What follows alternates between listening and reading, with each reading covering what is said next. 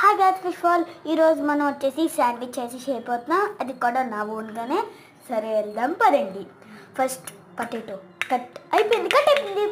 తర్వాత అదే cut cut cut అయిపోయింది. తర్వాత ఆనియన్ కట్ అయిపోయింది. ఇప్పుడు ఈ అన్నిటిని మనం మిక్స్ చేయాలి. తర్వాత ఇప్పుడు బ్రెడ్ కావాలి గాయస్ శాండ్విచ్ చేయడానికి. అండ్ నేనైతే 4 బ్రెడ్స్ తీసుకున్నాను, ఎందుకంటే 2 చేయాలి. And cheese guys, bread 1 2 3 4 and గ్యాస్లో వేసేసి ఫస్ట్ రోస్ట్ చేయాలి గాయస్. తర్వాత మళ్ళీ రోస్ట్ చేయాలి. చీజ్ ఫస్ట్ చీజ్ వేసుకోవాలి. తర్వాత వెజిటేబుల్స్, ఆనియన్స్, టమాటో, దానిపైన మళ్ళీ చీజ్ వేసుకోవాలి guys. Means extra cheese type. మళ్ళీ మసాలా వేయడం మర్చిపోయి మసాలా వేస్తే ఇంకా బాగుంటుంది. ఇది సెకండ్ గాయస్.